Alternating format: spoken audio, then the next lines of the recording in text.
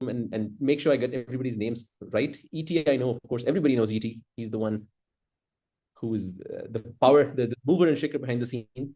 Lorna, of course, she's our president, the person who's driving this year, taking us to new heights from the previous year. So Lorna, thank you very much for the work you're doing.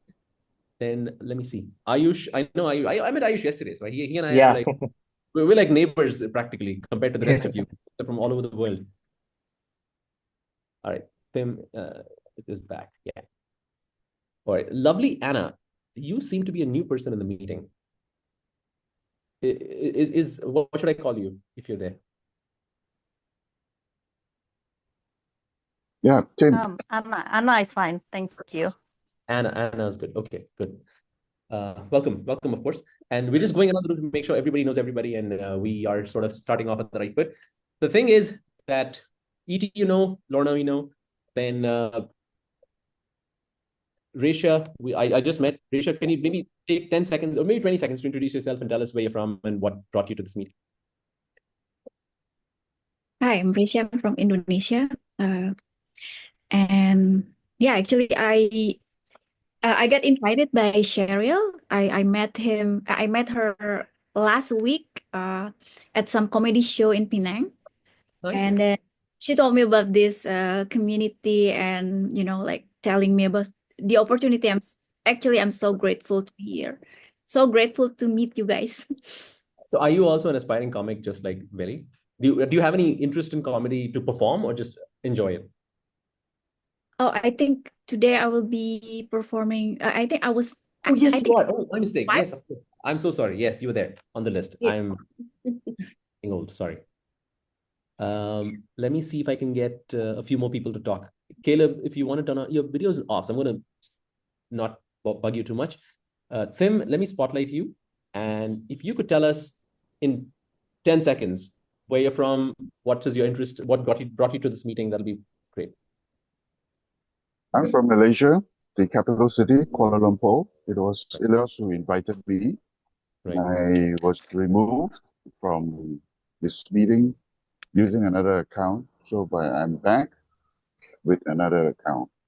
It was my mistake. I must have picked the wrong name to remove from the meeting. I'm so sorry about that. All right. Then Cheryl, since you were responsible for one person coming, let's put you on the spotlight and ask you what your interest. Are you a comedian yourself? Do you enjoy comedy? Do you want to perform? Do you perform already?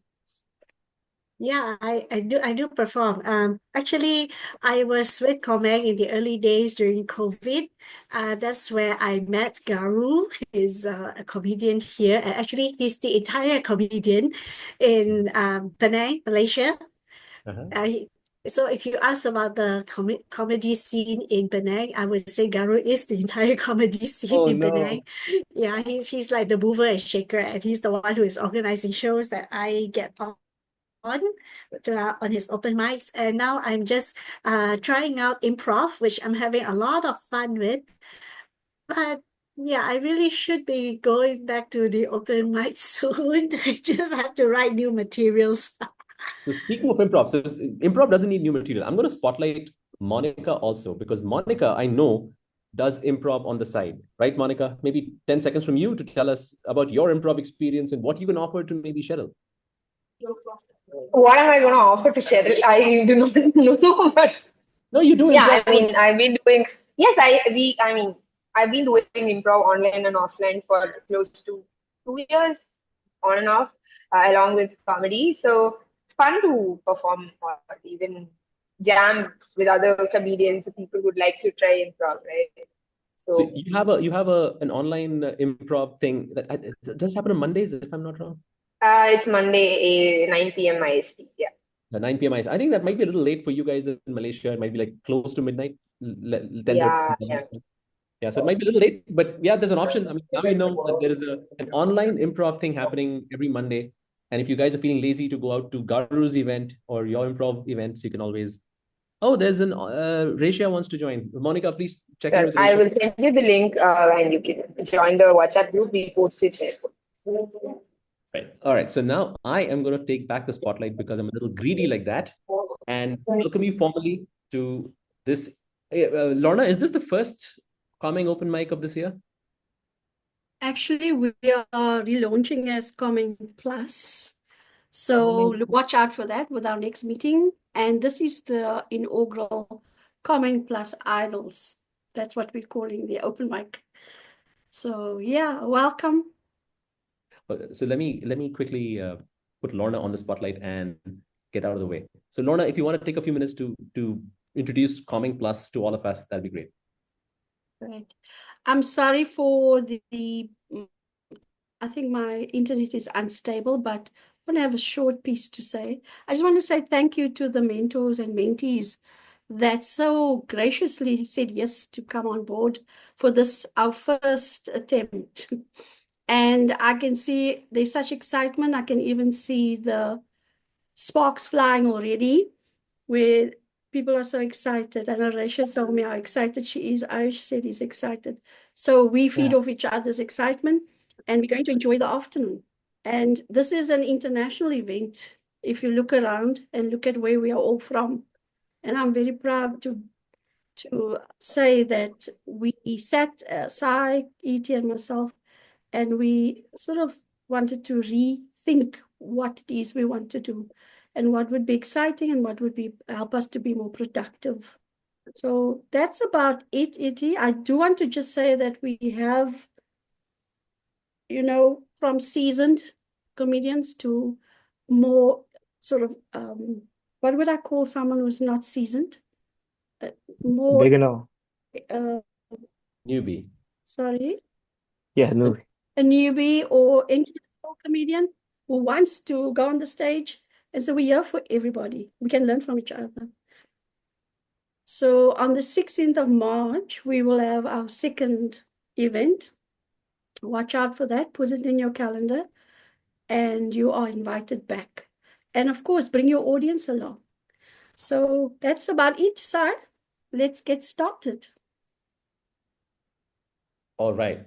So ladies and gentlemen, like our president Lorna said, this is the relaunch of Coming with a slightly different name. It's Coming Plus, which means that it's become fatter and bigger. No, I don't mean that. I don't mean that. I don't think Coming is sleek and fit and amazing as it was last year. We have Coming Idol, which means the format is changing a little bit from the previous version. Here we have a little bit more feedback, a little bit more interaction between the audience, more visible and available interaction with the audience, so that as comics, you can try out a joke and then a few minutes later, very similar to Toastmasters. For people who know a bit about Toastmasters, very similar to Toastmasters, you try out a bit and within say 10 to 15 minutes, you'll get feedback from your mentor saying, here's what you did well, here's what you could think about. And let's, again, like Toastmasters, try to keep it sandwichy, as in there's something nice to say. Everybody has something, you can say something nice about everybody. For example, E.T.'s amazing good looks, we can say nice things about. Or Lorna's courage in doing comedy at this stage, we can say nice things about. So similarly, find something nice to say about, in addition to maybe giving people to improve, because nobody wants to be given a stick all the time. Everybody likes a carrot here and there. So that's what we like. We like carrots. And the other thing about comedy is that please do keep in mind that comedy is one of those things. I'm being yellow carded right away. Oh my goodness. No, I didn't get a yellow carded. So comedy is one of those things which you can make it extremely regional and culture specific. And if that happens, and if you feel that some jokes are not at all working for you and you don't see what's so funny about them, just give the comic the benefit of the doubt. Maybe that they're making a joke which is specific to their culture, which makes a lot more sense in their culture, in their context, so that they can, so the audience which is from that culture, familiar with that culture, will find humor in that. For example, the other day, Lorna and I were at an open mic, another online open mic, and I made a joke which a few people did find funny, but I could see that Lorna was completely bamboozled by it. She had no idea what I was saying. And then she said exactly that if your joke might have made sense in the Indian context, but if you'd added some references to cross-cultural or international in nature, those jokes would have been better. And that's exactly the kind of feedback we're looking for. We're looking for feedback which says, great, and here's what you can do to make it better. That's the kind of thing we want to do. We have about an hour and a half at our disposal, and we have 5 amazing people who've signed up to be our comics for the day, one of whom you've already met as the person behind an improv night. Her name is Monica. She's a comic who's been in the business for I think a year and a half now. Monica, is that right? Give me a thumbs up if that's correct. 5 years. Wait, did you say 5?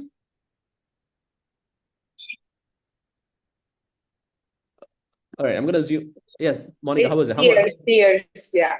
Oh, you said 3. Okay, I thought okay, my mistake. So 3 years. She's been in the business for 3 years, and her comedy is always very topical. It's about things that people deal with on a daily basis. Women, men, all of us deal with on a daily basis. I've heard her. She's extremely funny, and I am going to spotlight her alongside myself and then explain how the timing is going to work. So for all the comics, please keep in mind that you have a limited amount of time. We don't have unlimited amount of time. We can't keep going on forever. We have about 5, 6, and 7. Is that right, Lorna? I should have seen your messages, but I have not been able to. Where's Lorna? They have 8 minutes in total, so it's 6, 7, and 8. 6, 7, and 8. And if you want to So I'll start off show green. I'll show green for. Go ahead, Lorna. Sai, can you hear me? Can I show the cards so that they can see I'll raise my hand just so that they can see the cards, or should I not show No, the please do cards show at the all? cards so the comics know how to time the rest of their set. So please start. Please show your green at 6, and you can do that raise hand thing on Zoom so it gets along the top strip. Your window will be first. So just do that, and yeah, there you go. So it's going to be green at 6, yellow at 7, and red at 8. Try to wind it up as soon as possible after that, maybe 30 seconds. But if you keep going, unfortunately, I'm going to zip you after 8 minutes. But keep in mind that if you need any specific feedback, you should have discussed that with your mentor, that what kind of feedback you're looking for. And if you haven't discussed that, if you want to take maybe 10 seconds at the beginning of your set to say, I'm looking for feedback on my punchlines, or I'm looking for feedback on whether this joke has potential to amuse people outside my culture. So those things, if you want to do, please go ahead and do that. But other than that, I think my time on stage is going to go away. I'm surplus to requirements. Your first performer for the evening, Monica from Chennai. Hey everyone, thank you, Sai. Thank you so much. Thank you, Lorna, for the invite. So yes, how was Valentine's Day for all of you? Quick question. Did you do something, or Sunil is showing a thumbs up? What did you do, Sunil?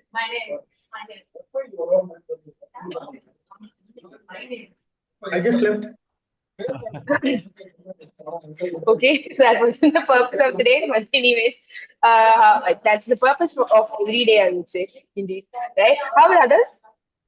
Eat. Okay, so eat, sleep, repeat. I like how all of you are focused on essential things in life. So for me, one of the main issues I had with Valentine's Day is that how the generative AI is doing its trick to suggest things, right, to people. And one of the main things is gifting. So you go to any kind of website, and whenever there is a Valentine's Day, we have a lot of sale. But apart from that, there's also a gifting option where you get gifts for her, gifts for him, the option that is easily available. So I was curious. I went. I am single, so it serves no purpose for me. But I was just curious, what are people getting and how expensive it is to gift people, right? So I just went, and then I saw gifts for him, and it was all cool stuff. So there were gadgets, earphones, and expensive stuff, basically something they will use on a daily basis. Then I moved on, and then I said, if I had a boyfriend, and in case he took the help of the AI, what will I get? Right? Everyone has curiosity, and I was also very curious. So I went, and then I opened it, and I was surprised because they suggested different things what a 14-year-old girl will have. So there was plushies, there were roses, the gold ones that you put in decor, and then I don't know, all cute-looking stuff which serves no purpose. And also there was a journal that said, "You are the best." I was like, did Women's Day arrive a little earlier? Because generally women get all this motivational quote things only closer to Women's Day, and that's one day we are celebrated most than the rest of the year. Rent a boyfriend, oh. No, Chan, I don't think we have that option in India. Maybe I can start the business and see if that will work well for the rest of the women, right? So it's been like that. But marketing has been a very weird thing in the entire existence. And they've been overusing this word suffering. Like when suffering is a word when you are stuck, when you are, having like a disease that's getting time to cure and all those things. But now the strategy to market has moved forward where they're like, are you suffering from underarm darkness, dark circles, and pimples, hair fall? I'm like, these are not sufferings. These are like things that happen to you because you don't take care of your body properly, right?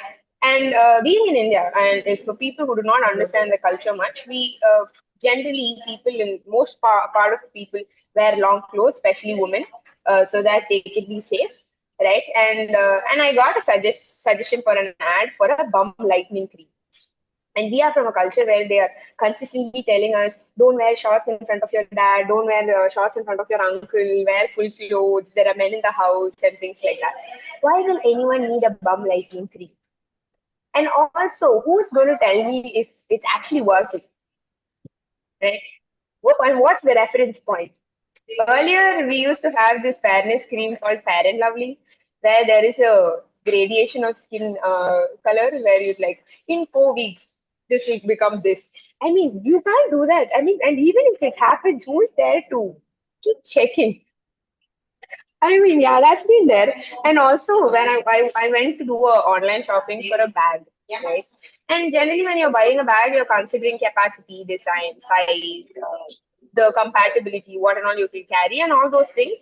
But to my surprise, I saw a model and a bag, not model of the bag. You know, if you read the lines correctly, there is a model and a bag next to model next to bag on top of model on top of bag. I'm like, who are you selling? I am here to buy only the bag. I don't want the model. And I think that's been my time. Thank you so much. It was lovely performing to all of you.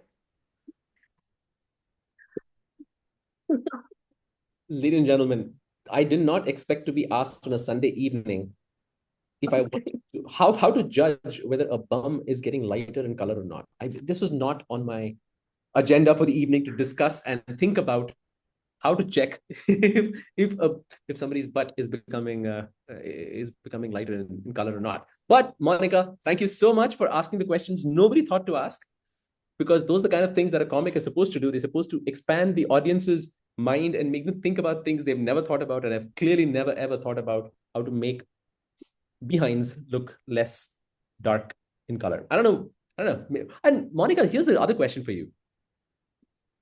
Your ads are personalized to you. Does that mean you have been looking at beauty aids for your behind? No, I've been looking at products from the same company. They also sell menstrual cup. So so they were trying to expand their wallet share. And the fun part is the same company also does a body positivity campaign every February, which is insane. So there you go. Fully misleading. What's it called? Cognitive dissonance. They do body positivity in February, and for the rest of the year, they're like, your butt is too dark. You need to use a light butt lightening cream. On that note, I'm hoping that Lorna, I don't think Kajan is here yet. So let's do it like this. That since Kajan is not here to give feedback to Monica, we are anyway recording it, so we're going to give it to him on the side and ask him to look at it and give personal feedback to Monica on the side. But for the rest of the audience, if you have any feedback that you would like to share with Monica, please go ahead and make a note of it. We'll open up the agenda for that a little later because we don't want to waste too much time. But when it's Monica's turn to receive feedback, all of you, we can go around the room and give feedback to her. Keep in mind that all feedback is welcome, but how you say it also matters. Just don't be mean. Monica she's anyway sensitive about her. No, she's not. She's the one who's not sensitive about her backside. Anyway, moving on. That our next performer is Jaff from. Let me see if his camera is on. His camera is on. Yeah. You can Jaff, hear me? Am I audible to everyone? You're a little soft. Your audio is a little soft. Is it? Just a minute. Should I come closer? Is this fine? Yeah, this is good. Where you are right now is good. All right, amazing. Okay, guys, thank you so much for showing up to this online mic. I don't know how. You're going too fast. You're going too fast. Hang on. I got to ask you a few questions first. Oh, is it? Okay. Yeah, make sure you can see the timing signals and all that. Do you know what the timing signals are? I'm not sure. I think I joined a little late. I'm not sure. That's why I wanted to make sure that you're aware of that.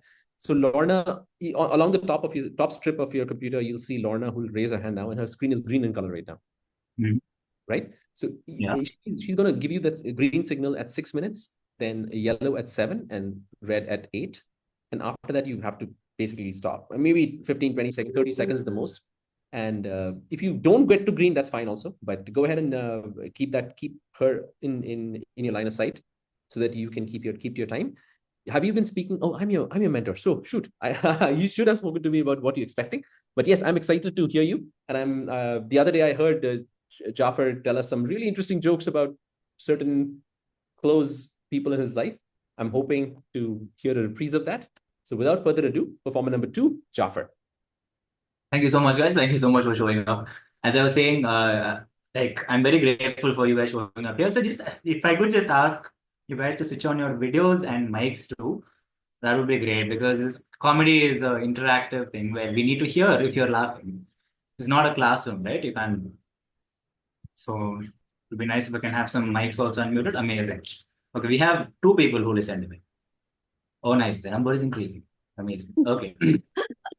All right. You can open your guys. Please open your camera and mic.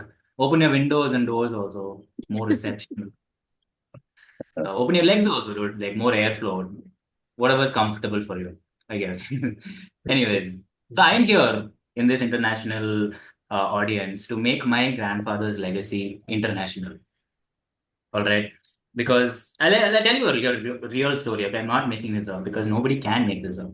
It's a real story that my grandmother, she had 16 children in her life. 16. I am not kidding. This is a real story. But my grandfather had 48. That's a different. You guys look confused. I'll explain to you. So, grandfather had 3 wives, 16 children each. 6 into 3, 48. Right? Easy math. But the math is not my question. My question is, how did this man manage to get exactly 16 children out of each wife? Right? It was almost as if he kept swiping his card until all my grandmother's withdrawal limit had reached. Right? It's crazy. Like, I'm not even talking about, see, when you have 48 children, right? Some babies are, inevitably will be miscarried as well.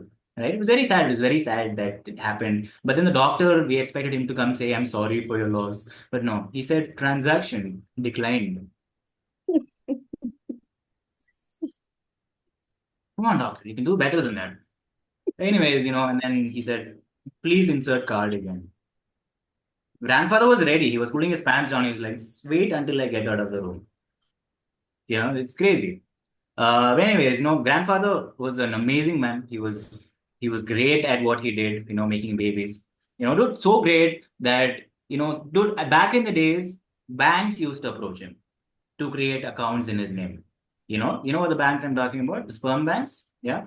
It's crazy how many sperm banks were he approached.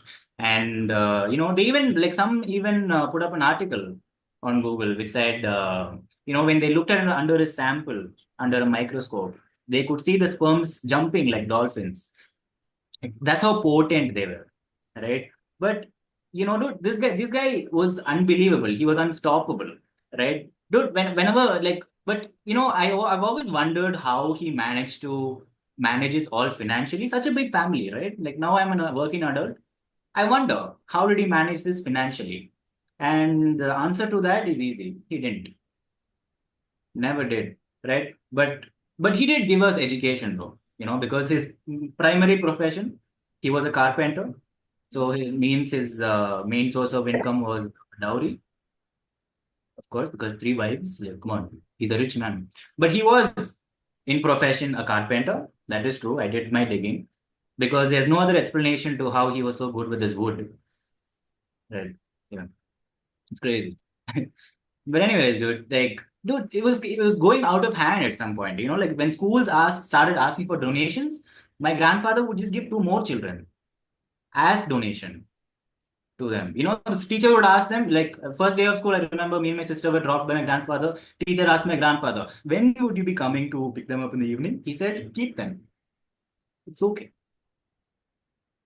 It's crazy. But what's done is done. What is done is done. And we had to, acknowledge this achievement that he's done. 48 children is not a it's not a very small feat, right? We had to we had to acknowledge this achievement. So the family ordered a roundtable conference, because normal tables are not enough for us. Ordered a roundtable conference, and we decided to get him a souvenir for his achievement. So the family decided to get him a vasectomy. What else will they get? Right? The doctors refused to operate on him because 2 nurses got pregnant just by looking at him. All right? That's how potent this guy was. So we had to call the fucking bomb squad to come and defuse the bomb his reproductive system was. Right? Like, can you imagine the conversation they'll have? It's like, sir, which wire to cut, sir? The red one, bro. Sir, everything is red only, sir. Which one to cut? Sir, I see a blue one also. That's infected. Just let it be. Okay. It's crazy. But, but the operation was a success. It was a very big success because the operation theater looked like ISRO's launch base after Mangalyaaan's launch. You know what I mean? Because everyone was congratulating each other, everyone hugging each other, everyone was so happy, right? Because the operation was a success. He died. Yeah. He died, and out of shock, my grandmother also died the same day. The doctor came there also, checked my grandmother's pulse. Instead of, we expected him to say, I'm sorry for your loss. No, he said, account closed. But no, I'm kidding. He said it was withdrawal symptoms or something. I'm not sure. But, and then, dude, here's the thing, okay? We buried them. It is a great funeral. We had so much fun burying them. I shouldn't be saying this, but because it is a middle class family's dream, right? 2 funerals at the cost of 1. Who wouldn't like it, right? We went crazy on the funeral. And here's the thing, bro. Here's the thing, okay? 9 months later, there was a bump on his grave also. I'm like, dude, I'm here on Bumble and Tinder trying to get laid. This man is getting laid in death. Anyway, that's something about my grandfather. Okay, I'll leave you guys with one more joke. I think I have 2 more minutes. I'm from Bangalore, from India, and this city is known for its traffic. Okay, it's insanely crowded, this place. I got stuck in traffic while walking. That is how bad it is, right? But then I decided, okay, I'm going to take a cab if I have to go further. And I decided to go by a cab. And, Bangalore traffic police have a very good thing, which is very good initiative by the government, actually. They put signboards everywhere there is a need for signboard, right? A speed breaker ahead, very clear. School zone ahead, go slow. Traffic, like accidents happen in an area, accident prone area, simple. But we Indians are a little complicated. We tend to fuck up our spellings a little bit, especially on traffic boards where it matters, right? One time I saw this board which says accident prone area. It's supposed to say accident prone area, but it said accident porn area. So what can you expect? Like, what can you expect? 2 cars are coming to crash into each other. 2 cars are coming. And instead of making the crashing noise, they're like, huh? What will you call the fucking security camera footage of this incident? A big black lorry banging a cute little hatchback. 144p. Anyways, guys, thank you so much. That's been my time, and you've been an amazing audience. Please give it back to your host, Sai. So when they ask questions about which celebrity would you like to meet when if you have a chance, if you just wave a magic wand, and which celebrity you'd like to meet, I'm going to say from now on Jafar's grandfather, because he sounds like an amazing man to get to know. Because don't get laid with him. That is all I'm asking. I'm going to try and stay safe. I'm going to be safe. I'll keep a plexiglass between the 2 of us. So, but anyway, so that is an interesting set. And once again, I'm his mentor, so I will be giving feedback at the end. But I will have hopefully, if others have any feedback to share, please do keep that in your head when you're ready to do the feedback session. I've been asked to advise all of us to keep our cameras on if possible, and if possible, also keep your audios on so that we can hear each other. Unless you're in a noisy place, if you have background noise or there's music playing in the back, or you have, in my case, I have a kid, so it's always a risk that he's going to walk into the room and start talking to me. So if you have those things, in that case, you can keep your audios off, but otherwise, please try to keep your audios on. It'll be fantastic for our performers. Speaking of which, we have a performer coming up called Sunil. Let me spotlight Sunil. And I'm going to tell a little joke, and I'm going to try and see if this joke has any international appeal. So in India, the way it works with names is that many names, not all names in India, many names have a prefix and suffix, where you break up the name into the prefix and then the suffix, and you combine them and say, okay, this is what the name actually means. So Su actually is one of the prefixes in many Indian names, and it means good. And nil, of course, is nil. It is what it is. So we were teaching this exact formula to our kid that, you should break up the name into prefix and suffix, and that way you'll understand the name a little better, more deeply. So he comes and asks me, Daddy, then what does Sunil mean? Does it mean good as in Su as in good and nil as in nothing, good for nothing? Does Sunil mean good for nothing? And I don't know if Sunil would appreciate that kind of a joke, but yes, our third performer for the evening is Sunil, who's going to be mentored by Ravin. Sunil, I'm hoping that you have been in touch with Ravin to explain what your needs are from your comedy set. And if you have, are you aware of the timing signals that Lorna will be sharing? Yes. You're good to go then. Sunil, over to you as the third performer. How many of you fell in love and lost a tooth? Fellow comedians and all the wonderful audience, I did. When I joined my college, I was poor in physics, maths, and chemistry. But what bothered me the most was my poor chemistry with girls. When you are poor in something, you need to have a mentorship. So you approach a mentor. So if you have a mentor, you have somebody to blame for the errors you commit, right? And to err is human. To blame is human too. I have decided to take the mentorship from my friend Tony, who had an enviable chemistry with girls. So I approached him. He told me he agreed to mentor me. Only thing is, I have to feed him at the college canteen. So we were seated in the canteen across the table in front of a large pizza, and he was eating and eating and eating. And after completing about 2 pizzas, he started speaking. I was all ears, and so was the table boy. So Tony told me, Sunil, you are suffering from glossophobia. I had the shock of my life. I never realized that I'm suffering from such a deadly ailment. Then Tony told me, see, there is nothing much to worry about. It is the fear of speaking. So to overcome that, all that you need to do is to go and start speaking. Now, Tony started telling me how he fell in love. So he told me he had a girl who he had a crush on. So he gathered all the courage and walked up to her and told her straight. This is as simple as that. Well, I decided to try the same thing. So what I did is, I just ran to the ladies' waiting room. And when I ran, I saw this table boy was following me. I turned around and asked, why are you following me? I told me, who will pay for pizza? So I paid him. And by that time, my dream girl, Nina, was standing in front of me. So I took up all the courage, looked at her eyes straight, and told her, I love you. Now, Tina, but when I said it, I noticed this office boy was running away because Nina happened to be the daughter of the canteen owner. Well, that was the first thing. The second time, I went to Tony again and told him, okay, this is what happened. Tony told me, say, don't worry about it. This time when you go, just go to another girl and use a prop. So I walked up to the girl. Her name was Gina. I went and bowed in front of her and told, will you marry me?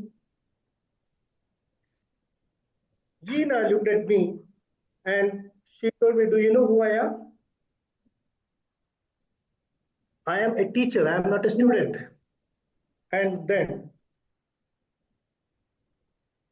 Then my rustication from the college was lifted after 3 weeks. So I came back and I was again sitting with Tony, and the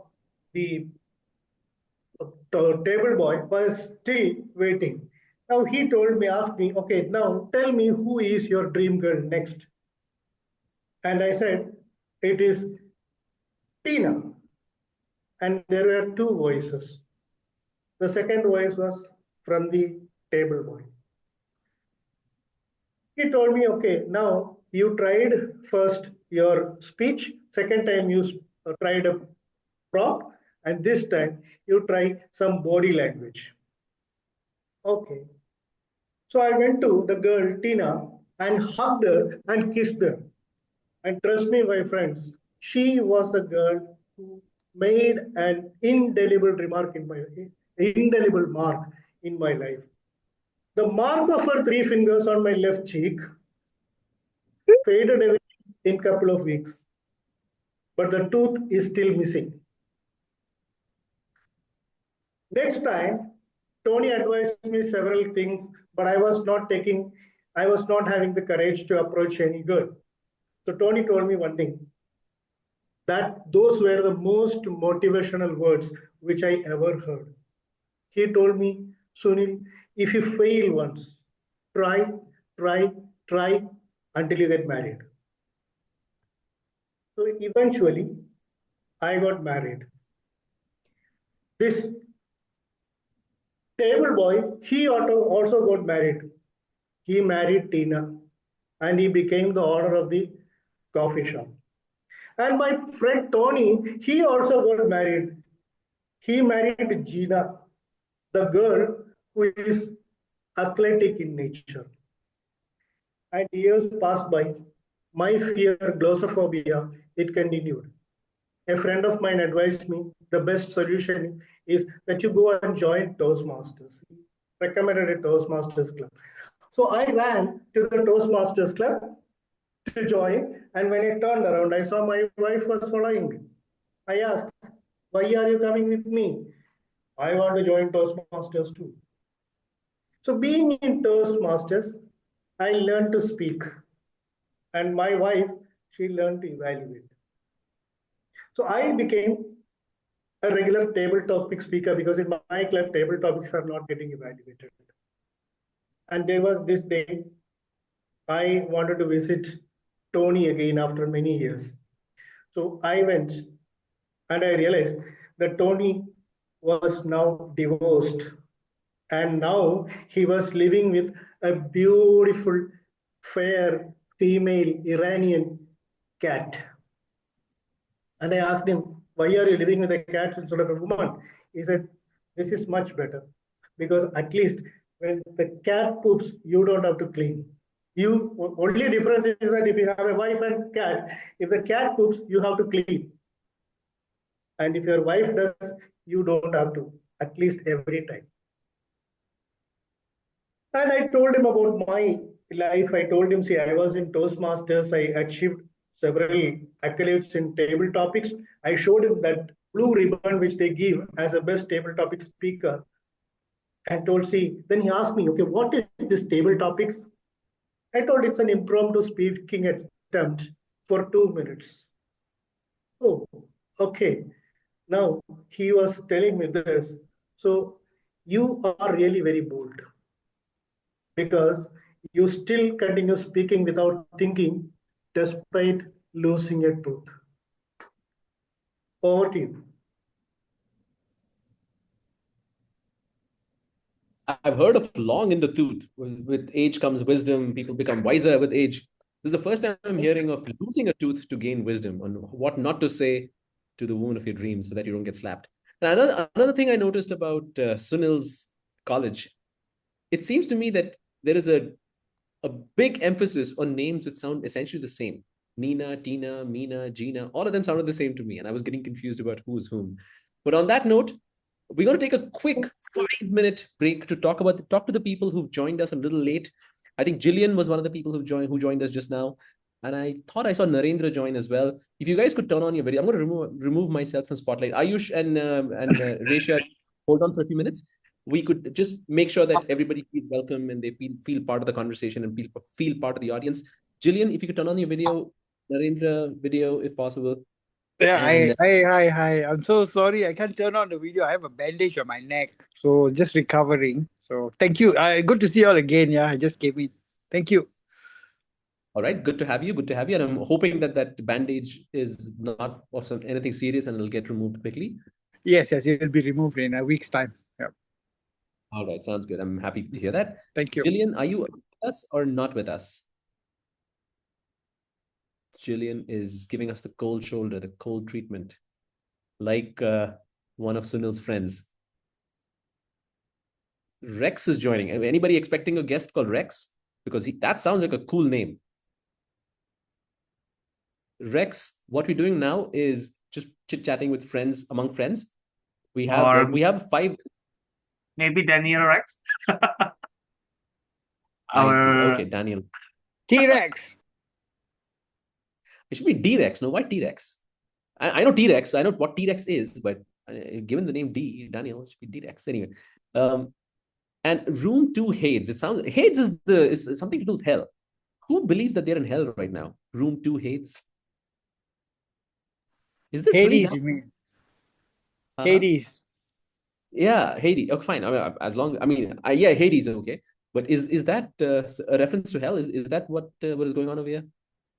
Hades is not talking to us either. Okay, I think we're in that state where we are just speaking at people and they're not talking back to us. So, which means basically that this 5-minute break has to come to an end. We can get back to the business at hand, which is to enjoy some more comedy from our next and final 2 performers, Ayush and Resha.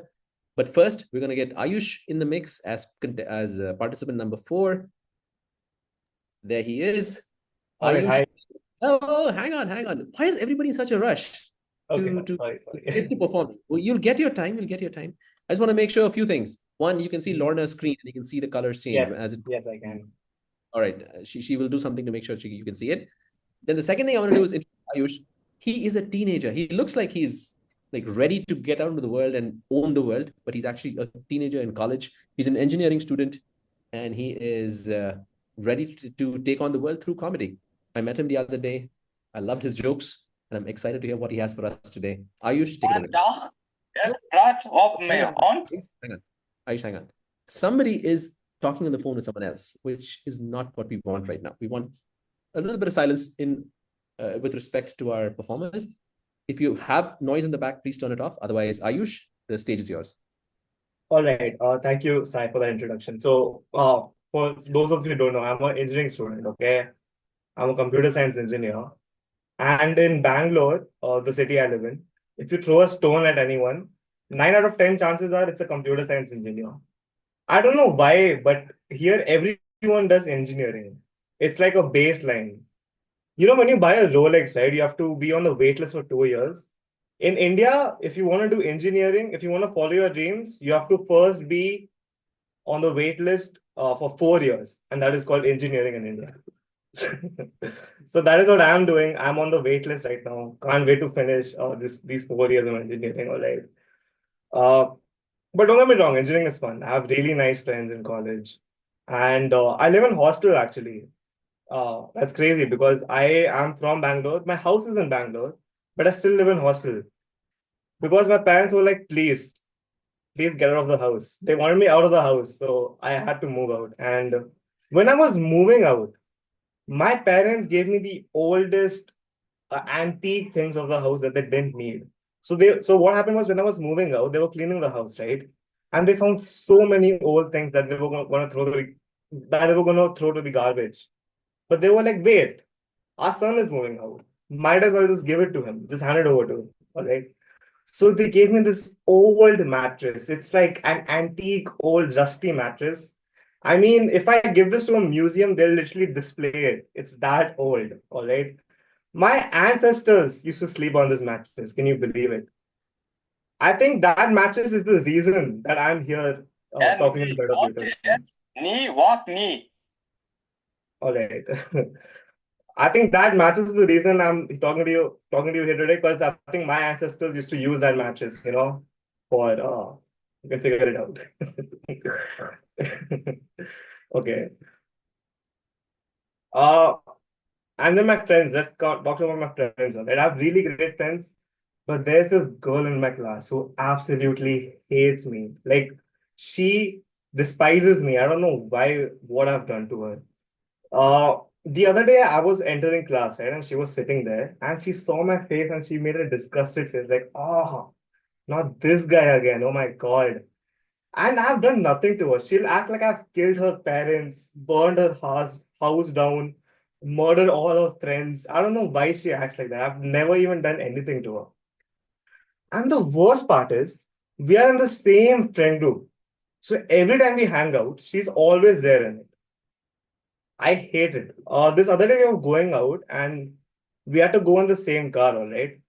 And I was already in the car. She got in, saw my face, and she walked out. She's like, I'm not sitting with this guy.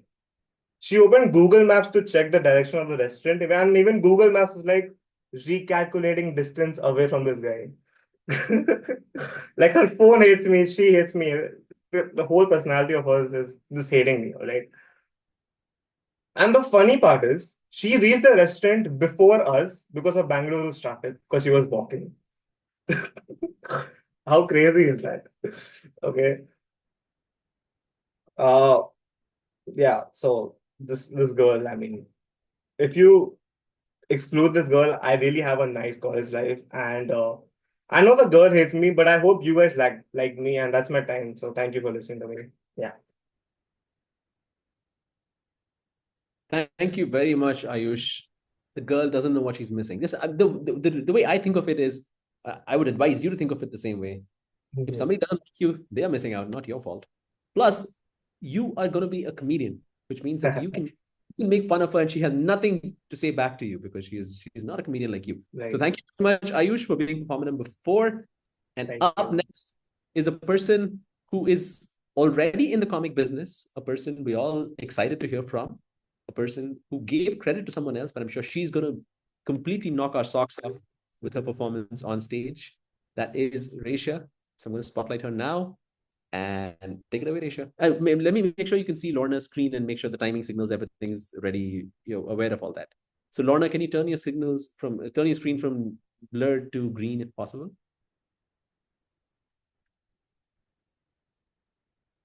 All right, can you see it, Resha? All right, good. You're on mute, by the way, Resha, if you are thinking. Can I check your audio? I can't hear you. Oh, can you hear me Yeah. now? Yes, Okay. I can hear you now. All right. Resha, over to you. All right. First of all, thank you. And okay. Are you guys ready to get depressed? Oh, I'm Resha. I'm Indonesian.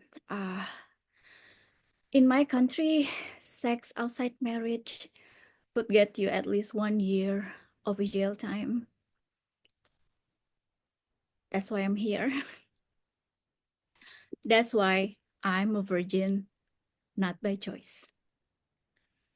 Full disclosure, this is not a comedy set. This is a cry for help.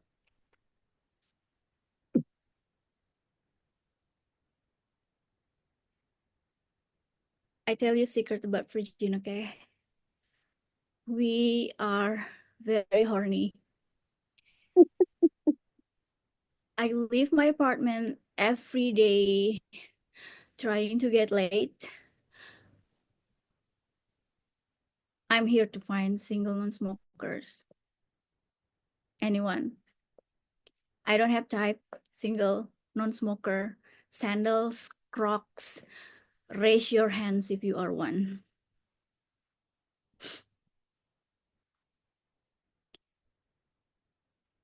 I think about dicks all the time. I even overthink about what would be my top 3 wish list if dicks were characteristics. Ladies, stay with me. Not in particular order, because I'm not a racist. Here are the 3 candidates on my wish list. First candidate, the Jesus of the dicks. Imagine you are having sex, and this is the dick's character. Compassionate, giving, and could save you. Second candidate, the Jackie Chans of the dicks. Short, friendly, but could kung fu kill you. The third candidate, the Obama of the dicks. The first black ones, charismatics, and will always say, yes, we can.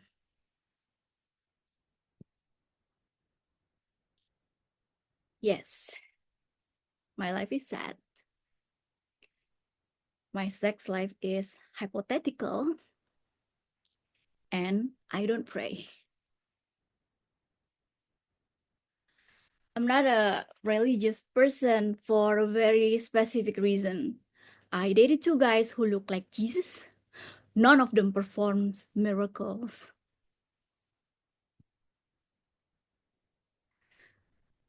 I'm a hopeless romantic. I suck at relationship. Like literally, I suck. Being in a relationship with me is like, imagine this, riding an electric bicycle. You can just sit and hang with a very minimum effort. I'll make sure you'll reach to your destination. Yes, I suck. I learned from the best though, my mom.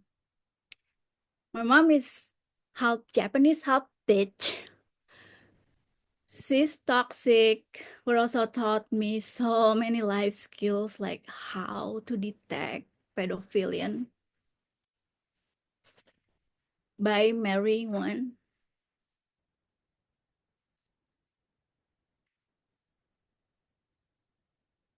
It's empowering. I'm like Harry Potter, you know? The boy who lived, the boy who survived. Harry saved his ass, I saved my pussy.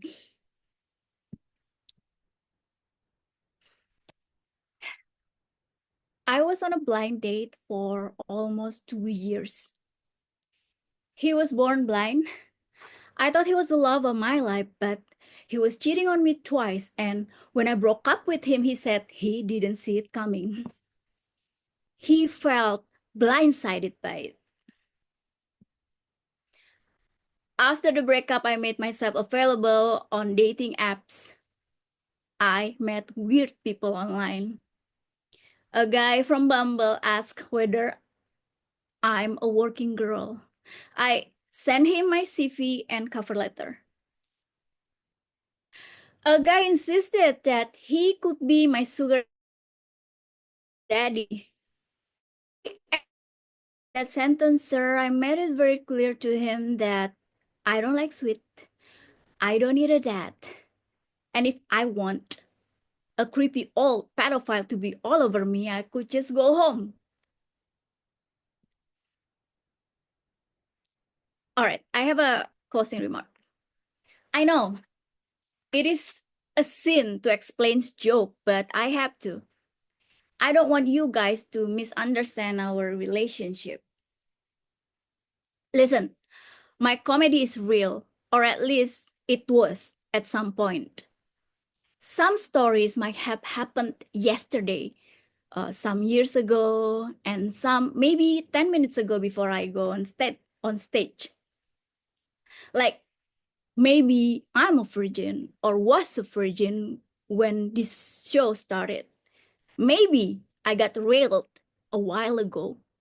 Maybe I've been married 12 years and the whole set was just an elaborate tax evasion scheme.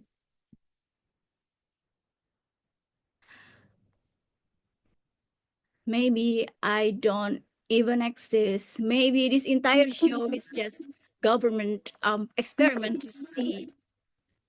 Sorry, my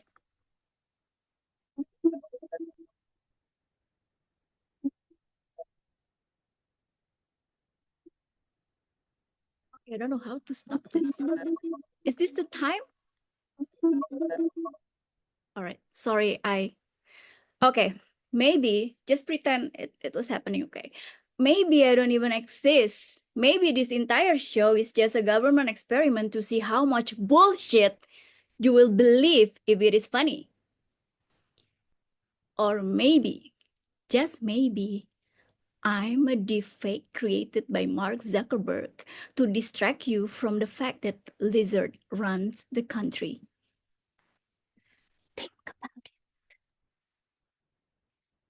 What I'm saying is, time and place don't matter. This is not a history lesson. Thank you so much. This is my time.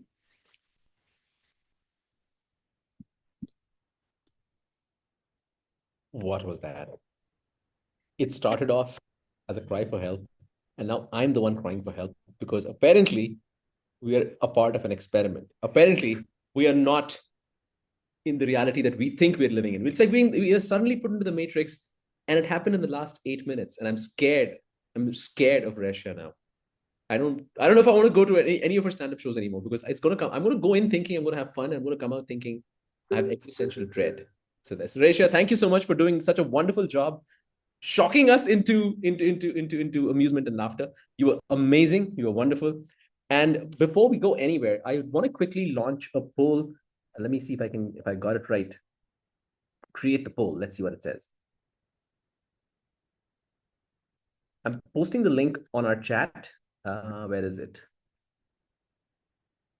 Please go ahead and vote up to 2 people because you can obviously vote for just one, but it'd be nice if you could vote for 1 or 2 participants as your favorite for the evening so that we can get a better sense of where people stand. And we'll share the results once all that is done. And while the polls are being answered by everyone, let me see if I can get a few people to talk to me while everybody's collecting their thoughts about what they heard and their feedback and any ideas they have for the comics to change or modify their set. Resha, I need to be supportive, man, because you scared me. Now I'm scared. If you are a government agent and if you are a Mark Zuckerberg plant or a deep fake, I need to know, and I'm going to say as many good things about you as possible to save my skin. I'm not concerned about your love life. I'm concerned about my skin. Anyway, so let's see who's in the room who hasn't spoken so far. Hades has been ignoring us. Then Jillian has been ignoring us. Anna, you responded at the beginning, so I'm assuming that you're still there listening to the comics. What was your thought? What did you think about the sets that you witnessed? Anna, are you there?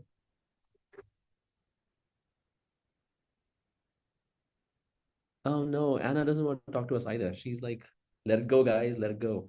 No, that's Elsa. I don't know who's Ramachandra, Caleb here. I can talk to you about the sets today. I'm sorry, who is this? Al. Okay, It's hey, Al. Caleb. Caleb, go first. All right, let me. Yeah, so I think that the sets were quite good. Especially Resha. I was very impressed with her set because it was engaging, it was funny, it was relatable. I think she did a really, really good job in terms of sharing her set.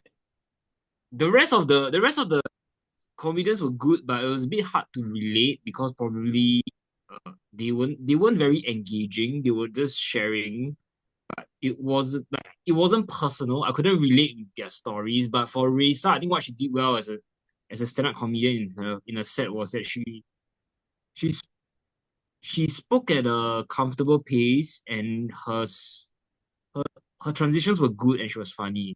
I think that is the strength of her, and how other speakers or how other comedians can improve is they can try to twist certain stories, share stories, use different tonations, add pauses, all the different speech skills that we learn in Toastmasters and public speaking, and they can probably apply it because it's humorous speeches, so you just need to use other speech elements like tonations or All right, change Caleb, certain words. Caleb, I'm gonna stop there because we get it. Things can improve. But what I want to take from this feedback of yours is that next time you're going to be up there performing with us, right? Yes, I All actually right. so Lorna actually asked me to perform today to give us a set, but I was too busy, so I didn't prepare. But I spoke in the last session. You have a month. I hope to speak again. Yeah. I'm gonna have you up on March 16th, and hopefully you will also give us an engaging, thoughtful, thought-provoking speech that we will Yeah, enjoy. but I don't think it will be as good as Risa. Risa set the standard too You high. don't have to So I compete. This is not a competition. It's not like Ratio. Just because Ratio is good, you cannot be good or any of those things. And yes, Lorna will decide. Hey, we have a little guy here who wants to be part of the meeting, but he's not. Anyway, so I know Ratio. I'm sorry, Lorna will decide, and all those things will happen. And I'm just saying that clearly you feel passionately about stand-up comedy, and you feel that stand-up comedy should be done with with all these tweaks that you're suggesting. So the best way to do that to put that idea across, to show it and not just tell us. So hopefully next time, that noise, sorry about that. Hopefully the next time we're up, we have an event, we'll have you. Thank you so much for sharing your thoughts. Let's see, Gondo, am I saying the name? I don't know if it's I remember you being referenced as Gondo last time, or is it Gary Kai? I'm not sure which one it is. Your video is still off, so I don't think you want to talk to us either. And there's somebody called Guest. We keep having guests at home. All right. So now what we're going to do is we're going to switch tacks and move on to the actual feedback that all our comics are looking for. Our first comedian, Monica, if you could turn on, is she still there? Where is Monica? Let me see. Hi. Yep. The mentors have only 5 minutes, so it's 3, 4, and 5. Yeah, so we'll do that really quickly. So Monica, if you could turn on your video, I would like to spotlight you and open up the floor for some feedback because Kajan is not there. I'm here, but your video's off. Monica, Lorna, you were saying? But Evan wants to give feedback, he may off, and we can go around. So we just go with everybody. So I'm going to be in the spotlight with Monica. I don't want her to be standing there by herself and people telling her what to do, what not to do. So thank you, Monica, for taking the effort to prepare a set and starting and sharing the set with us. Does anybody want to go first and maybe share some what you like? Let's go with what the things that people connected with, the stories that Monica told that they connected with. So I'm going to go, if nobody's starting, I'm just going to go around and ask people. So let's see, anybody has any thoughts to share? Please put up your hand and use the raise hand option on Zoom and go ahead.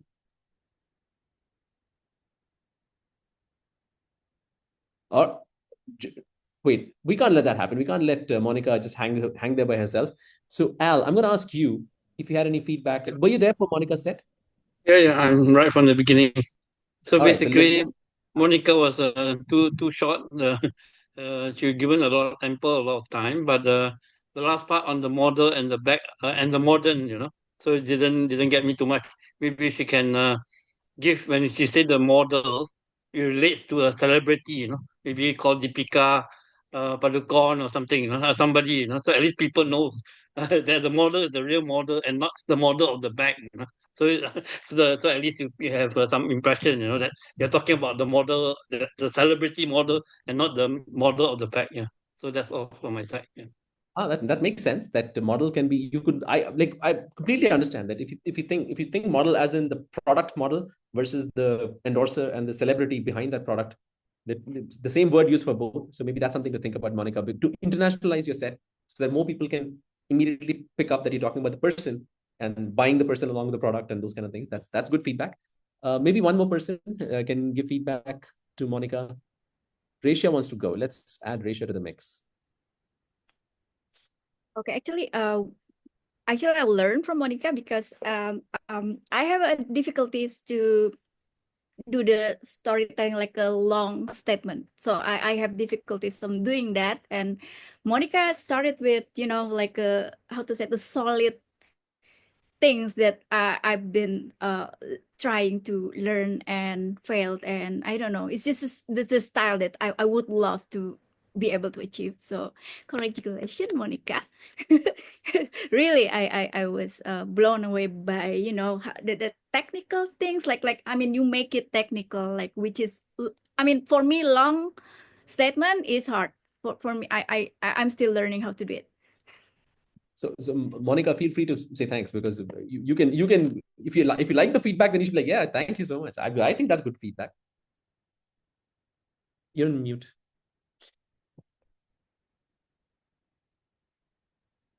Let me ask you to unmute. Oh yeah, she said thank you. All right. So I think Monica seems to be in the middle of something else. Thank you, Resha. That is very, very nice of you to say. I'm going to drop you from Spotlight. My own feedback to Monica was that I like Resha. I like it shows that you've been doing stand-up comedy for a little while, because you were comfortable letting the audience sit quiet for some time and didn't keep throwing jokes at us and making sure that and get nervous when we were just waiting for the punchline to come. So those technical things made a difference. It showed a higher caliber of joke making, which is obviously there. I loved the jokes about the butt cream, which is, it is just hilarious to think that there is a company out there making products which preys on people's insecurities of that nature. I mean, I didn't even know that people could have.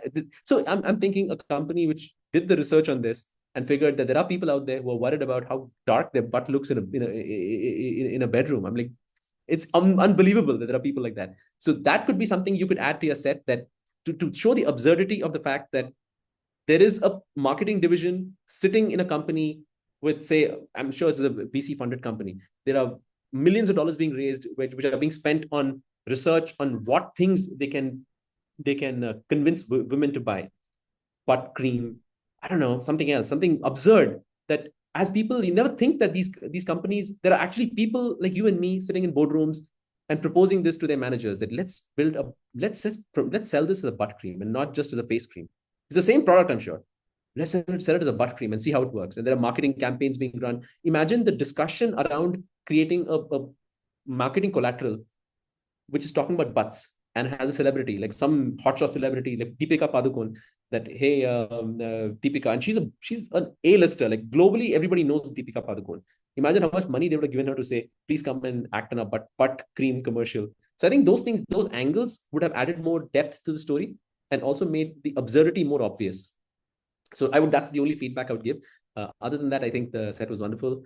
Anything that anybody else wants to share, please go ahead and do that. Yes, this is Ravin here, Ravin from Malaysia. First time I'm here, so if I'm out of line, check me. No, please go ahead. Thank you. Monica, of course, I like the fact that you made an attempt. It all starts from there. To some extent, your first portion or your first half was impeded by the noise. There's a lot of background noise. I don't know where it was coming from, so I really could not pick up the bum jokes and all this because they came out in the early part. What really concerns me is I felt, okay, this is my feeling, I felt you went a bit too fast. It may be culturally normal in your country to speak at that pace, but when we come to an international audience, for example, here in Malaysia, we are not able to keep flow with your pace of speaking. If I may suggest, speak a little slower and pause every time you're made a punch. Let it sink through. When you pause, you're giving the audience, people like me who can't follow the speed, a chance to reflect on the statement and pick up the humor. That's what I may suggest. Take it for what it's worth if it's applicable. Otherwise, just dump it and pump it. Thank you, sir. Back to you. All right. So now I'm going to pick up Jaffer to his. Where's Jaffer now? Oh, there he is. Okay. Jaffer. What happened? Wait, I what think happened? he's not in this room. Yeah. Oh man, people keep dropping in and out. All right. So I'm gonna remove Monica and Ravin from the meeting. Our third, so Jaffer, since he's not here, he's not back. So I'm gonna pick up Sunil next and spotlight him alongside Ravin. Ravin, give me 1 second to spotlight you as well, and then you can start. And if you could take maybe a few minutes. Oh, sorry, what did I do? I wanted to add to spotlight. Robin, if you could give maybe a minute at the end of your evaluation for the rest of the audience to add their feedback as well. But go ahead, and it doesn't have to be too formal, just whatever you thought, and then you can add others into the mix. Sure. I'm supposed to evaluate Sunil, I suppose, is it? Yes. Yeah, thank you. Okay, little background. I was approached by Lorna to come into the fray and be the mentor on Sunil. I think she contacted me on Thursday afternoon about 1 o'clock my time. And once I got Sunil's contact details, I arranged to have dialogue with him on Zoom, and we were fortunate enough to meet on Friday afternoon as per his convenience. But it was not a full-blown meeting. I would have expected the speaker to come and deliver the entire speech so that I have something to play around and give feedback as is appropriate. Instead of a 7 or 8 minute speech, I was only able to hear, say, about 3 minutes or so. But it's okay. We are not prepared at that time. Like he nor me, even me too, I'm not really prepared because it's the first time, as I said, coming here. Then another meeting was set up, which was supposed to be today at 3 p.m. But unfortunately, for whatever reasons, it did not come on board, which means it's coming on without any mentoring per se. But then I understand he's an experienced Toastmaster, so he knows the game as well as I do. So given that kind of background, so let me share what little that I have on my paper here. Sunil, thanks for delivering a full-blown speech today. Okay, at least I was able to hear the full story right from the beginning, where you are poor in chemistry and all the way your wife became an evaluator for you as a Toastmaster. So it's a full-blown speech. Of course, you spoke a bit slower, but again, the same thing. I think we must pause for the humor line to hit in. That's my opinion. As a comparison, if you look at Russia, Russia had plenty of pauses to let people to reflect on the joke. Obviously, there are a lot of play on the words, but I think you could have aimed for the same thing by going a bit slower. Think about it and pause for the joke to fill in. You had quite a number of twists, and for example, he ended up living with a beautiful Iranian cat. So you build it up. We thought it's a beautiful Iranian. You know what is going to come next in line, but you change to a cat. So I thought that was brilliant. And then you also had other brilliant change of plot where you said that the table boy ended up marrying the girl whom you're first after, and Tony going after the next. So those all are, in my opinion, a good twist to the plot, and I think it can be built in further or built up further. So all in all, congratulations for having delivered this 7 or 8 minute speech. Consider what I've shared with you. If I had more opportunity to hear your other speeches, then of course you'll add on eventually as we go. Thank you. Take it for what it's worth, sir. Thank you, Ryan. Thank you. Does anybody else have any feedback for Sunil? Can I say a few things? Of course, yeah. Who is this? Yeah, Ayush, sir. I really liked your slap joke. I mean, that was really creative and nice. But except for that, I feel like there were times where you went very slow with your pace, right? And as an audience, I kept getting lost. Like because of a slow pace, I wasn't paying attention to the whole set. I'll be honest. But there was some joke that was really nice. So I think my only feedback would be like to, I think pace up your like the way you deliver it. But that's all. Yeah. Thank you, Ayush. Thanks. Thank you. If anybody else has any feedback, please go ahead. All right. So next, since Ayush is already here, Sunil, thank you so much for the work you did in preparing and delivering your speech. Appreciate the work you did, and thanks for participating. Let me drop Sunil and add myself because I am Ayush's mentor. The good news is that Ayush was funny, which is always a good thing. The place where Ayush, you need to be a little bit, this is not speech making. and you're not hosting. So you don't need the audience. You don't need to keep dragging the audience into your conversation with them. As in, they need to be there, of course. But every time you keep asking them if they get it, or if they are if they're okay with what you're saying, and you checking with them if they understand the joke, and you give them those cues that here my punchline is here. Okay. So those were unnecessary.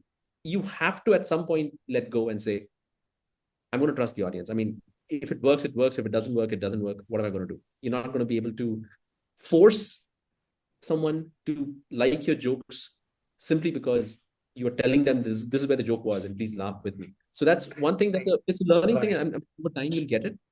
And it's difficult for all of us. It's all of us have this expectation that, man, this was such a good joke I thought of, and why are you not responding the way I want you to respond? And you cannot do that as a comedian. It's just not the way comedy works. You'll have to just give it up and say, fine, you're not finding it funny, I'm just going to keep moving on. So one piece of advice I got from a few other open mics was that your set you need to get through your set without checking with the audience that specific way. Like, are you getting it? Are you getting it? I'm being funny now. I'm like that. Try to keep that doubt and that questioning in your head. Try to keep it inside and don't make it obvious, because after that, the audience keeps looking for it. Be like Pavlovian dogs. If you do it once, we'll keep expecting you to tell us that this is where the punchline was. We'll ignore you. And comedy is a thing which needs thought. You cannot do comedy where the audience is unthinking and just listening to your jokes and waiting for you to tell them when it's funny. So and if you keep you need to trust the audience to think for themselves and come and meet you in the middle. That middle is where comedy is different from, say, hosting. In hosting, you do need the audience to tell you that they're understanding you and they want to work with you the way you want them to work with you. But comedy is not like that. You have to come. You both have to come. Both parties have to be part of that comedy set. So that's a little bit of a meta of this. Other than that, your joke set itself, the one about the girl not liking you, it seemed like a promising story, but there was it wasn't hitting enough. It started off as, this girl doesn't like me. She refused to get in the car with me. She went to the restaurant ahead of us because she was walking. So the fact that she was walking, and the punchline of the joke was that she walked to the restaurant and got there first, is predicated on Bangalore having traffic, not on the girl not liking you. So they were unconnected. So the entire story, or the premise of her hating you, is unconnected to the punchline of her reaching the restaurant. Nice. Okay. I get it. So make sure that when you're coming up with a story, there has to be a real solid angle to this, that she hates me because I'll remind her of her brother. Like, think of it like that. Like, she hated me so much. She hated me so much. It started to bother me because I had never had an experience of anybody hating me so much. So once I went up and asked her, like, why do you hate me so much? It's because you remind me of my brother, or something like that. Something which makes that hate more believable. Okay. It should be that the hate has to have a purpose. The story of this girl hating you has to have a purpose. It's like Chekhov's gun. Have you heard of Chekhov's gun? There is a theory in writing that if you introduce a twist in the story, not a twist, a prop in the story, like a gun on the wall, you have to use that gun eventually. And within the next couple of acts, actually, that's Chekhov's gun. It's like a rule of writing that if you introduce a twist, a plot point in the story, that there is a gun kept above the TV in the drawing room, that gun has to be used. Otherwise, don't mention it. It's the same with the hate. This girl hates you, but that hate has a purpose. If it doesn't have a purpose, then that hate was irrelevant. Move it out of the story. And that's my only feedback. I mean, I know it's a little deep, and I don't know how much value it gave to you. Right. It's technical, but I'm sure it'll make a difference when I try to rescript my. Look up on Wikipedia on Chekhov's gun. It'll make your storytelling more tight when you realize that every part of your story has to feed into the final outcome. I get it. Random diversions about her clothes and her hatred and all that, and suddenly she reaches the restaurant first because there was lots of traffic. That makes no sense. I'm just saying. Anyway, so this is my feedback to Ayush. If anybody else has any feedback, please go ahead and jump in and add your 2 cents. Add on. Yeah, I got add on. So maybe what you try is, earlier on you talk about your ancestors' mattress, right? They pass to you when you go to your campus. So you can say that, maybe the girl find out that somebody told her that you have a very dirty mattress, that's why she hated you so much, and she worried, whether you are the very hygienic type of guy or something, so that's why she always stay away from you. Yeah. So that's Okay, something, okay. my 2 cents. Yeah. It makes absolute sense. Something has to tie the story together. So thank you, I actually Aldous. like that, yeah. Anybody else have any feedback? Yeah, Ayush. I just want to point out on your how fast you get to your punchlines. Like I feel like there's a lot of unnecessary gunk before you get to your punchline, which if you remove also, the punchline would still work. So, Okay. and I feel like the flow, the delivery of your jokes has to be improved. Obviously, the writing will improve on its own as you keep hitting open mics, but the delivery is what you're practicing in an open mic, right? So maybe I would suggest, I don't know if you do this already, but I would suggest you to go in front of a mirror, perform to yourself without using any fillers or using any an unnecessary pauses where it seems like you forgot the joke. Or again, there's something that Sai said only. Don't force your joke on your audience. If it works, it works. Or move on. Keep moving on. If it doesn't work, don't expect them to laugh. It's okay. Just move on. That's pretty much it, bro. Get your punchlines faster. Use smarter, easy to understand words. I think your words are easy to understand. Just use smarter and get to there faster, is what I'm saying. Yeah, like make it concise.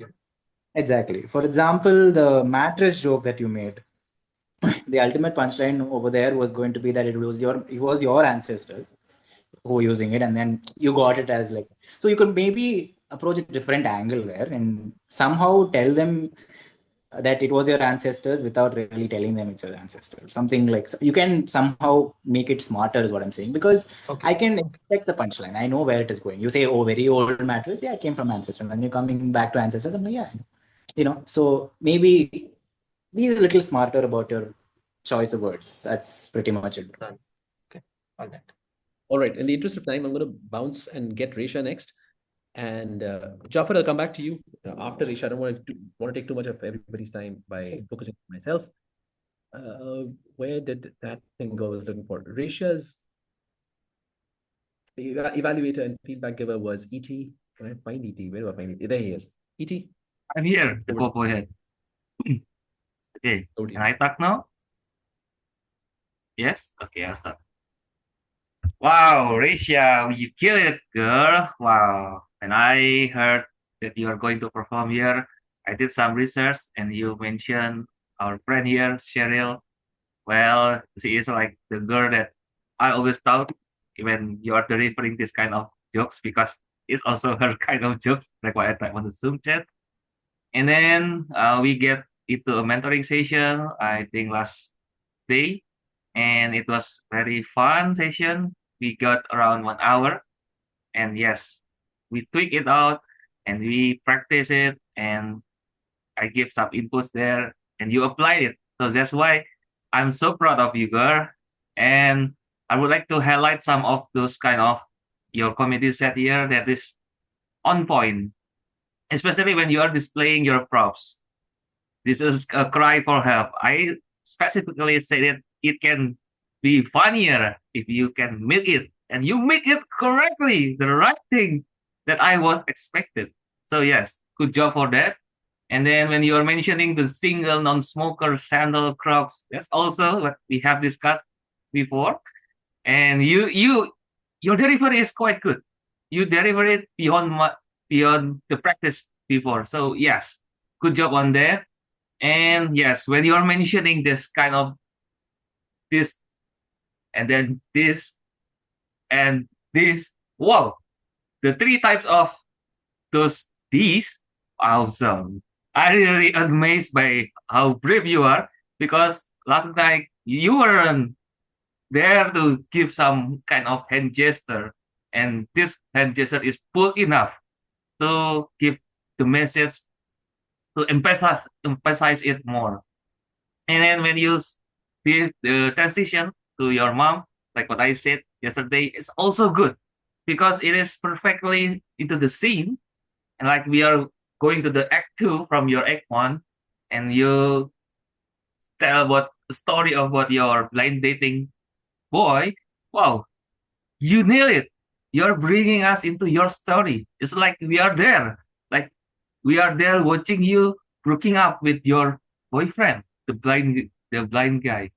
And also when you are mentioning the 3 errors on your CV and cover letter, that's also good. You nail it because your delivery is top notch. It is beyond what we have done before. It is completely like from the scale 1 to 5. Yesterday it is like on around 2. This time it is 4.5. Yes, I don't want to say it 5 because you can make it better.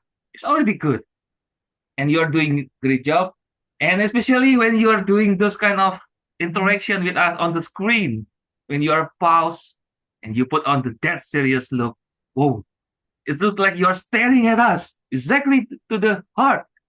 And then when you are paused and another suspend time there, wow, you nail it. I told you that you need to pause to make it into 5 to 8 minutes, and you're not just adding unnecessary pause, but your materials can sink into this one. Wow, when you are paused and you look around suspiciously, you demonstrate it like we are here in front of you on site.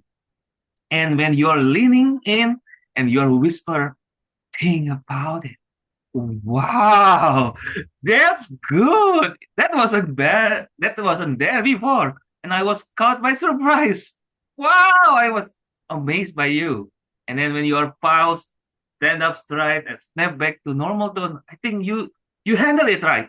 You learn the vocabulary that I said before. You need to use the vocabulary, and now you use it. You maximize it. And yes, when you close it, but this is not a history lesson, you put it us back into reality. Thank you for being there for us. And yes, I took this into a history lesson because you make this a lesson to be learned for us. Back to you. Sai. I'm going to ask Cheryl if she has anything to share because she seems to know Resha from before. Cheryl, anything that you want to share? Anybody else have any feedback? I don't see if Cheryl's joining. Let me spotlight. Cheryl, are you there? Yep. Hi, yeah, I'm here. Any feedback for Resha? You want me to what do you want me to share? I mean, No, if you have any, everything's good. I enjoyed her set in Penang. She really killed it on stage. No, not really. All good. I wouldn't know where to start. I mean, she's that good. I would say keep doing what you're doing, keep practicing, keep performing, and you get there. all right, Resha, I'm going to jump in and add my 2 cents from an outside perspective. Obviously, the set was amazing. That you had so many interesting things to say. It started off with the cry for help, all those things. I was so when I see jokes, I see comedians who are not being funny in the beginning. They also give us a clue that they're in on the joke with us. That listen, I know I'm pretending to ask for help. It's this. They come to the edge of letting you know that this is still part of the act. What I felt when you started off was that you genuinely were saying this, that you genuinely was a cry for help, and there was all these situations that were going on in your life. It sounded to me like that.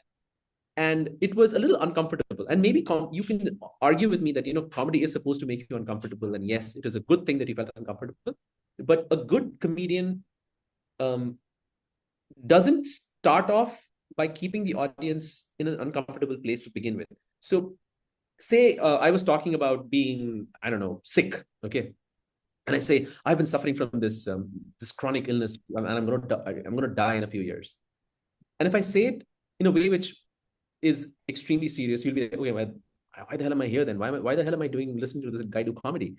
Or if I say, and I say the same thing, but I also make it clear while I'm delivering that I am trying to draw you into a story and not really telling you that I'm dying of some serious illness. That is where the challenge for you is. you have a poker face, and that's great. A poker face is always a good thing in comedy. But it has to have a hint for the audience to understand that the poker face is hiding something that we can look forward to. Because in the beginning, I was depressed. I'm like, maybe I shouldn't be listening anymore, because it just felt like that. So that poker face that you have, it's an asset. Expose a bit of that poker face and let that inner jokester, that inner child of yours come out, which says, I'm going to say something crazy and shock you with my story. And I'm going to start off with the story, which is going to be like, it's a cry for help and all those things. So I would only say, lift up the expose the fact that you know that you're playing with the audience. That was not visible. You see what I'm saying? The audience is expecting a comedy show. You are doing a comedy show. And at some level, we should have that feeling that we both understand that this is a comedy show at the end of it. So that poker face was too serious. Okay, maybe the summary is that the poker face was too serious. You need to be a little less poker faced. That's the only feedback I have. I hope this made sense. Anybody else have any feedback? Resha, am I pronouncing your name right? Yes, you are. It's Resha. Okay. All right. Now, did you intend for the audience to actually believe that you needed a cry for help in the beginning? Did you intend it, or was it supposed to be, oh yeah, I'm just joking? Actually, it's very different. So I talked to ET as well before this show. I told him that actually that opening when it is live, actually it's like it matched the 30-second how to say it, mandatory laugh, because people will laugh, like they will laugh like 30-second laugh, because I was on the stage and then I asked them like, are you guys ready to get depressed? And then they're laughing. But also I told ET about, okay, how to deliver it online, because this is my first time, and he kind of helped me with, that's why I use the props. Actually, ET taught me how to, like do that. But I think Sai, the what is it, the feedback is really good. I put a note on that. Yeah, I know. It's like a dark kind of edgy things, because actually Exactly. So when you're being a dark comedian, I don't really think having a poker face is that bad of a thing. Yes, you will have to establish that, yes, this is part of my set. Instead of actually making the audience that you believe that you're actually depressed. Are you going to ready to be depressed? I feel like that in itself is funny enough to start off your set saying, yeah, I'm going to be talking about depressing shit. Warning. So that has already been established. So I don't think that poker face thing, and your deadpan is insane. It's insanely good. Like you're nailing it every time. And every time you start, the mention of a premise when you're talking about something, the mention of the premise itself is funny enough because it's so random, right? For example, how you just switched to talking about dicks from talking about something else was insane. Like I was sitting laughing over here. So that's pretty much the feedback I would give. Work on your poker face. Work on your I don't know, the ability to probably let the audience know that this is a set. Don't take it seriously. But inevitably, I don't think like there are some audience who are woke enough to think, oh, she's depressed, she needs help. No, keep your set, keep it how it is. I think listen to Sai's advice a little bit, but also keep the poker face as it is. That's my feedback. I'm just going to add something. I've seen. Oh, am I muted? I've seen Monica do a similar set, not exactly the same, but her video, there was a set about being single and stuff like that. And it starts off being a little bit depressing, as in depressing from her perspective that she's still single and all those things. So when you start off saying, are you prepared to be depressed? So you could say that sentence, keeping the poker face as it is, with a little more life in the voice. So maybe the combination of a poker face and a serious delivery. Are you ready to be depressed? It sounded like that. It sounded like you're genuinely wanting us to be depressed. So maybe the voice intonation could be a little more lively and say, hey guys, I see you're having fun, but are you ready to be depressed? And then I'm not here to entertain you. This is a cry for help. So I don't know. You've heard from us. Now you decide where you want to take the story. But other than that, I think spot on. Everybody else has been extremely appreciative of your delivery and love it. It's amazing. I'm going to add Jafar because he's the last person we need to give feedback to. And thank you, Resha. Jafar, Hello. the What's up? feedback I give to Ayush is going to be similar to the feedback I give to you. There's a lot of, and Mhm. get it, and a lot of waiting for the audience to give you the feedback you're expecting. Verbally, you're actually saying it, that I'm wanting you to tell me that you get it, and you find that, are you not finding it funny? You're not, that you need to chisel out of your jokes over time. You shouldn't be doing that. It just makes no sense from a stand-up comedy perspective to go that far with asking for audience feedback. A few other things. We discussed this on the previous time we met online, that the story about your grandfather is funny, except that because you're using such big numbers, 48 children, 16, 3 wives, 48 children, all those things, it is distracting, at least for most people. They start doing other math in their heads. 48 people, 48 children, how did he manage the household? Like the stuff that you talk about anyway, they will do the math, and they'll be listening. There'll be one wheel will be churning, thinking about those things. How did the grandfather, and I'm assuming grandfather means at least say 60 years older than you, 50 years older than you.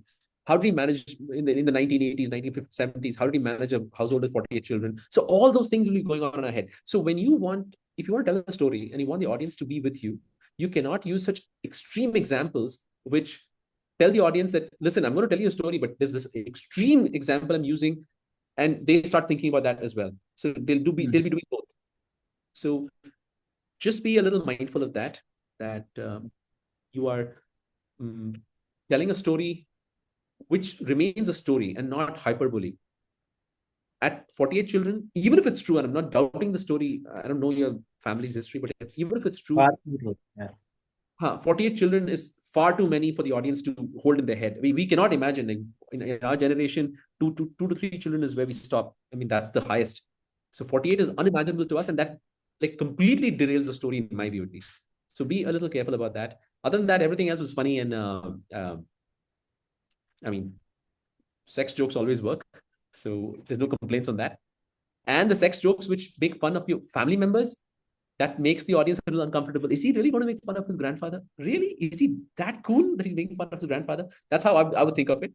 But sex jokes do work, and there's no question that this set is a winning set. Anybody else have any feedback? Please go ahead and join in and Yeah, share. I'll go. I mean, I've seen the same set before. Ayush, hang on. I think I saw Al's hand come up also. Oh, all right. Let me make sure that Al gets his 2 cents, and then I can add you. I got something to add on for the comedy tip, because you're talking about your grandfather's occupation, as a carpenter. So you're talking about the sperms and all that, and also the maths, the 16 by 3, which is 48. So how do you tag the children? So you're using the color coding, so you can actually color the sperm in order to tag the children. So in order to find them, how do you find the children or the grandchildren?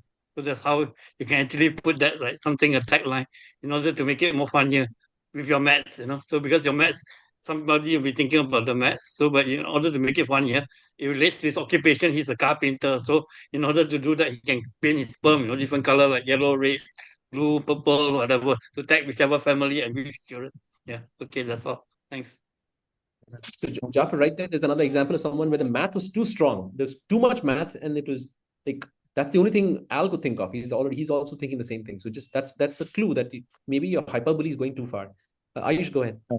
Yeah, I mean, I only have good things to say. I've heard the set before, and then I was like, okay, it's doing the same set again. I might not find it funny again, but I found it funny again. Like I found it funny twice, the same story. So I loved it a lot, actually. So yeah, that's it. And I can add just one line to Jeffer.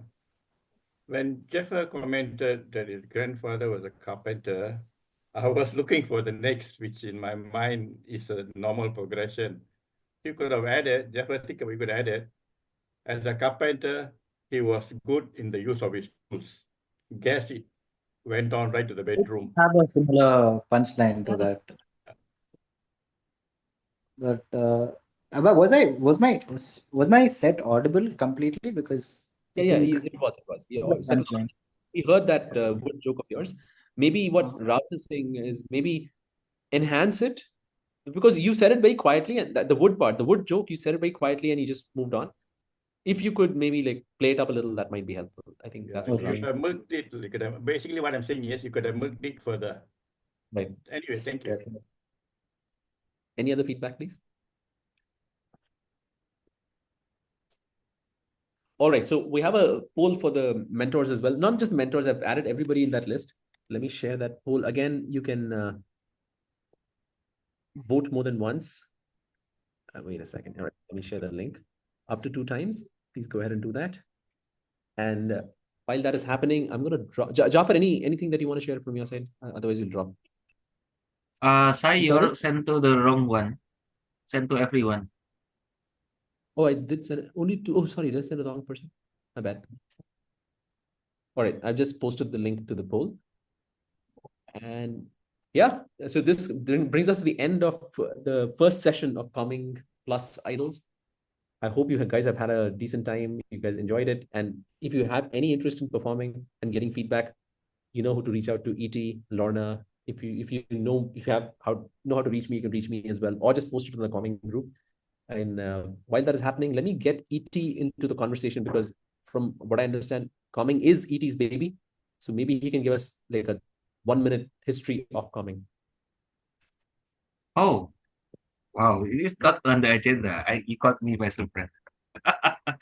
Okay, so ladies and gentlemen, now we are coming to the history lesson. Yes, it will be get boring. So yeah, bear with me. No worries. You can put on all those tomatoes ready. You can throw it to me after this. And yes, here is the lesson for now.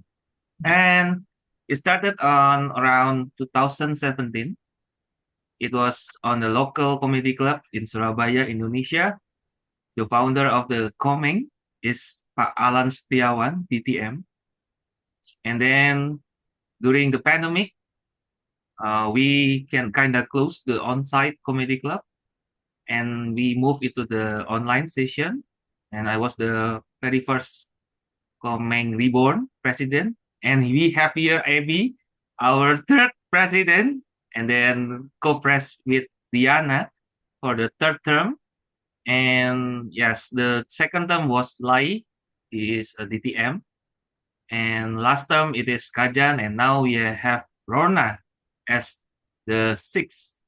I think we can call it 7 because Abby served us twice for the term. And yes, it is just a short story, but now we rebranding into Comeng Plus, and the concept is all the credit goes to Rona and Sai here. So I don't want to give or get any credit for it. I'm just here to support both Rona and Sai and all of you here to be an aspiring comedian, because I enjoy comedy, I do comedy, and yes, I think my whole life is a comedy itself. So yes, just be myself, just be authentic, and tell your story, everybody, because we never know. This kind of comedy can help can help us to have a therapy session, a therapeutic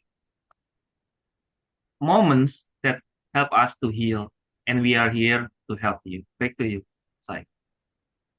All right. So now that all this stuff, you've learned the history, I just want to get feedback from the audience on how you liked the format. If you have anything to share about the format itself, anything we can do better, anything we can change, please go ahead and take 10 seconds to unmute yourself and tell us. And while that is happening, I'll look at the results. Anybody have any feedback on what you saw today? Anything we can do differently? Risha, go ahead. So first of all, congratulations, because I thank you for welcoming me in your community, in this community. I'm part of it right now. So what I like about it is how open everyone with ideas, and how unique each voices are, like even from the audience, and then the performers, and the mentors. Also, what I appreciate the most is the mentoring session. I think that's a really, really good idea, because we are all, maybe me personally, I'm a, what we call it, amateur. So any any opportunity to learn, especially like one is really, really helpful. okay, people think that this is that pen. No, this is my face. Actually, my session with ET, he actually helped me with, how to handle the online. So how to make the voice through, like through the screen, because, you don't vibe when, you cannot vibe with screen, but it is kind of so what I'm trying to say is that I'm really grateful about the opportunity and the mentoring, the format with mentoring, and then the feedbacks is needed, especially for me. So thank you so much, and also keep that. If it is possible to continue the mentoring session or whatever, I really want to be part of it. So I would I love. mean, the way it probably will work is that if you have a good relationship with anyone in the group, like for example, you've worked with ET before, you feel that his feedback is valuable to you personally, then feel free to reach out to him personally. I think every month we'll have new set of, or maybe not new set, but new people either mentoring or performing. So that combination will change. But if you know that somebody's feedback is the right one for you personally, please go ahead and reach out to them. I'm sure all of us will be happy to help each other. And I think it's going to be a good thing. Anyone else have any thoughts to share on the event? Ram, Sunil, Emmanuel, we didn't hear from you at all. You've been really quiet. Uh, Thank you so much. I enjoyed the jokes I was following, though I had some disruption of power, but I followed everything. What I would want maybe as an improvement is on the number, on the minutes that are allocated to a person. Maybe you might want to put them at 5, so that maybe you accommodate more people and we get more of these jokes. And thank you so much. I think that's really good insight. That 5 is probably because a couple of our performers ended at 3.5, 4 minutes. So anyway, going all the way to 8 is a stretch for some people. So I think Emmanuel's feedback is right. The 5 probably sounds right. We can take that and we'll discuss it, and maybe next time we'll tweak a few things. Ravin, anything from you? Ravin, yes. I keep saying your name. Sorry. I was expecting the mentor to introduce the speaker for one or two reasons. People like me who are new here, we don't know about the speakers and so forth. So if the mentor introduces the speaker, gives a little bit of background, how many of speeches or whatever you may call it he has given thus far, it gives us some idea of what to look for, so that we know who are the beginners, who are the seasoned ones, and something like that. The second reason is, of course, then he sets the tone really. Okay, this guy, that's his job to be the evaluator or the moderator or the mentor, whatever you may call it in your group. Of course, you all use the word mentor rather than evaluator. So I would suggest mention it upfront, so it gives us an idea and it gives us some background about the speech. I would appreciate that as a mere suggestion. Thank you. Yeah, we'll take it up as well. Lorna, ET, and I'll discuss it and make some tweaks. Sunil, anything for you? No, nothing. It was a good session. I enjoyed it. That's it. All right. So on that happy note, now that all the feedback has been taken, and I think everybody's waiting to hear what the results are. So we're going to start with the mentors, because we obviously want to keep the comedians on tenterhooks for a little while longer. According to what we received, the best mentor today was Ravin, alongside ET and myself. So we also roughly got the same. So I'm going to give it to Ravin as our best mentor and best feedback giver. Thank you so much. On the performer side, let me make sure I get everything correct, because what I don't want is to make a mistake there. Right. So as far as the performers go, first runners-up was Jafar. He was judged the first runners-up for among the performers. And the best performer is the person who claimed to be super sad and she wanted to take us on a journey of depression. But ended up that she amused everyone. So Resha, congratulations on being the winner of inaugural Comeng Plus Idols. You are the winner of this episode.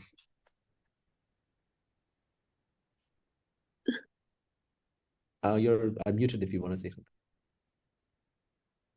Ouch, you're still muted. I don't know what happened. You're muted.